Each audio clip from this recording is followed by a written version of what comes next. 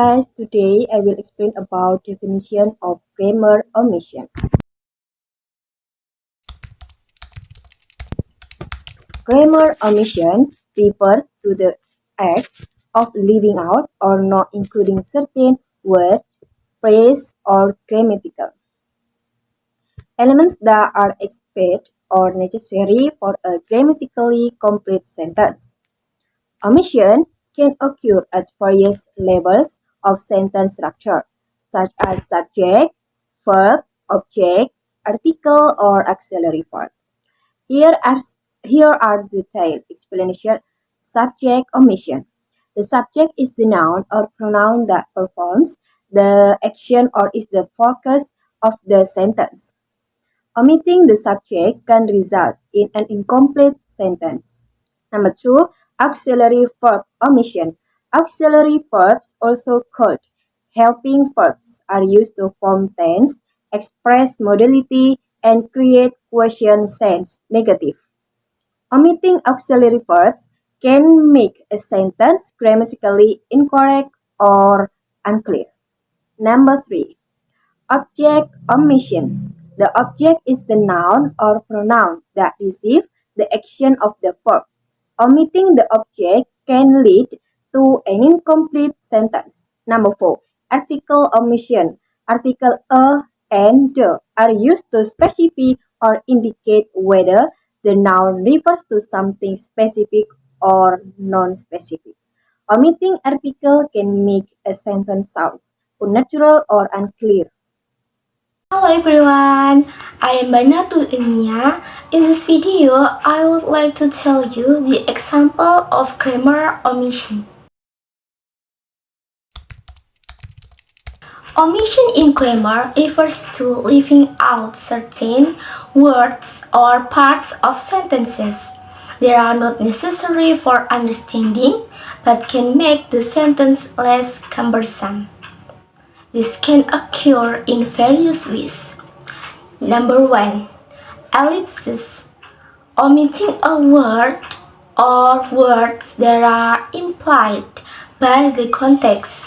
For the example is she likes coffee, he tea. In this case, likes is omitted after he, but implied. And then number 2 is relative clauses. Omitting relative pronouns such as who, which, and that when they are the object of the clause. For example is the book that I bought yesterday is excellent. The word that can be omitted without changing the meaning. Number 3, articles such as a, an, and the. Articles can be omitted in certain contexts, especially in headlines or titles. For example, man bites dog instead of a man bites a dog. Number 4 is subject pronouns. Subject pronouns like I, you, they, we, he, she, it are often omitted in informal speech when the subject is understood. For the example is going to the store, see you later. It means that I'm going to the store and see you later. Number 5, modal verbs. Modal verbs like can, will, would, and etc. It can sometimes be omitted when the meaning is clear. For the example, I go there every day instead of I can go there every day. And the last is auxiliary verbs. Auxiliary verbs like do, have, and be. It can be omitted in certain constructions. For example, you seen him?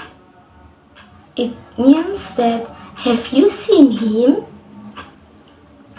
Understanding when and how to omit words in English requires familiarity with context, style, and grammatical rules, ensuring clarity and coherence in communication.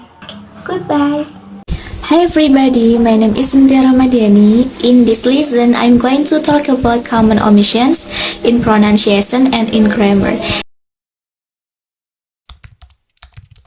These are some common issues that I hear among learners and they relate to pronunciation and to grammar. So we're going to compare a few different sentences in each group and understand how our pronunciation and our grammar makes change to the actual meaning of the sentence. Let's start on this side of the board. First, I want to compare this common issue with present perfect and simple past grammar forms. So first, I want to look at an expression like this, or rather, I want to look at this pair. This is a very common issue that I hear. The student want to say, I have lived. So when we say I have lived, we reduce the I have to I've. I, for example, I've lived here for 2 years, or I've lived there before. The key here is this V sound. I've lived there. I've lived there. The issue that I hear a lot is learners drop this V sound and they say I live there. I live there. So the issue here is that I live there is also grammatically correct. I've lived there and I live there are both grammatically correct sentences, but they communicate different ideas. Means I have the experience of living in that place. So we're talking about general life experience. I live there means I did. I had that experience and I do not live there now. This is a past tense expression. I live there, so I don't live there now. I've lived there before. So we're talking about general life experience here. We're talking about a simple past tense, something that's finished, something that's over. So this comes into play, so this is an important thing to consider when you're talking about place where you live now. Like, I've lived here for 2 years. So, in that sentence, it's important to use this grammar, I've lived here for 2 years, which means I live here now. I want to talk about how long my stay has been. You cannot say, I live here for 2 years, unless you're talking about a city where you used to live and that you are visiting now, because this is a simple past tense expression. So again, these are both grammatically correct, but they communicate different ideas. I live here for 2 years would be said if you are visiting a city or your country, might be you're visiting a place where you live in the past and you do not live now. So these are two different ideas. We communicate this in, we reduce form with this V sound, I've. So maybe this is hard for you to pick up when you listen, but make sure to make the sound as you practice. Take the time to practice making this sound. I have lived becomes I've. And similarly, when your subject changes, have and div as well follow the same pattern.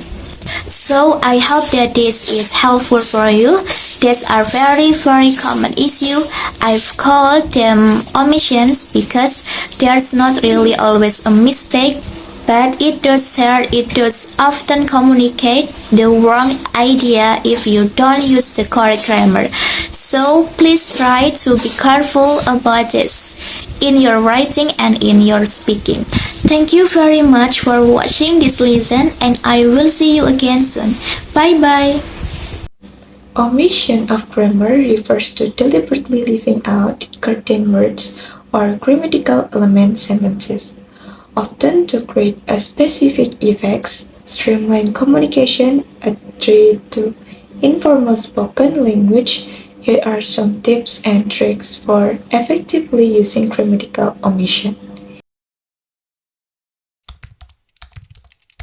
Number one, ellipsis.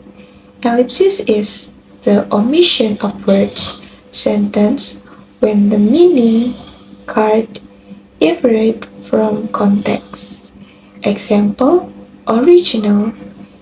Do you want to go to park? With ellipsis, want to go to the park.